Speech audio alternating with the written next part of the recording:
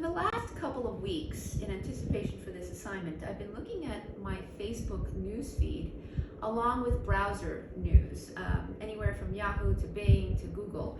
My Facebook news feed gave me stuff from CNN, ABC News, Wall Street Journal, so I really didn't find anything meaty there. So I came across a story a couple of weeks ago about apparently the military arrest of our Secretary of Agriculture, Thomas Vilsack. When I looked into this actual news story, quote unquote, I found that it was published by a website called Real Raw News.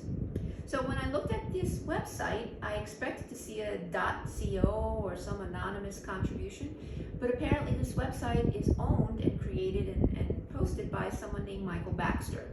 The actual website looks like a news website.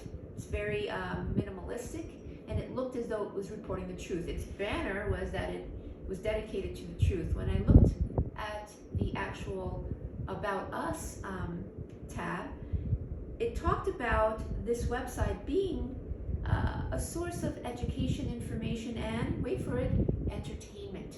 As soon as I saw that, it kind of threw a red flag up. Although there were no obvious misspellings or misuse of words, I realized that this website had been sensationalizing information just to get hits. So this Michael Baxter, who created this website, I couldn't find anything on him. I looked, and finally I found two sources that said that Michael Baxter is actually someone named Michael Ruffin. So Michael Ruffin is known out there as some kind of conspiracy theorist. And so the information that he seems to sensationalize and has been doing for quite a while on his website seems to be very popular on social media. He got hundreds of thousands of hits for this particular story, even though his website is known to put out information that is not necessarily or not real at all. So when I'm looking at this type of misinformation and fake news, I come to look at it, is it partisan news? Could Mr. Ruffin be using this website to kind of push his own agenda against our government? Could it just be fake news altogether? It's probably a combination of both. It made me understand and look back at Ryan Holiday's video. This type of information, fake news out there, it's scary for many reasons, but the most scary reason is that even though this information is not true, it really does affect the perspective that people have on history and government. It does have an effect, even though it may be proven incorrect.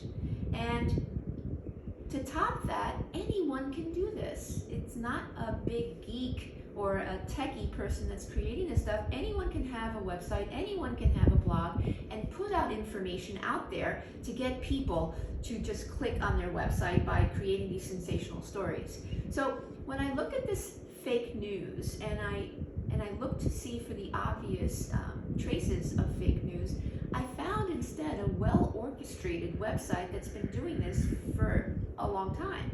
And so I looked at one particular article by someone named Alberto Aleman, and he has a very, very unique perspective, and I tend to agree with it. When you look at this fake news, sure, we can have regulation against it, but it's not really going to address the root problem.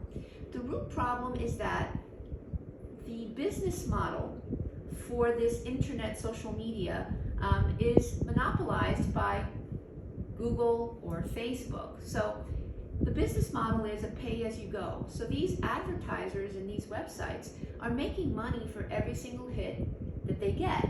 So it's in their best interest to just make up stuff to make people click on it. Whether it's true or not doesn't seem to be a consideration. It reminds me very much of dieting. When people want to lose weight, they think about just removing the bad stuff, kind of like regulation on the internet, but it doesn't really address the problem.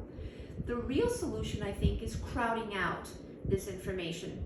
As soon as this stuff hits the internet, let's crowd it out with truth. Let's crowd it out with truth-finding efforts. And slowly but surely, we'll create that balance so that fake news or no fake news, people will be more discerning and do the necessary work to make sure that what they're reading out there is really the truth.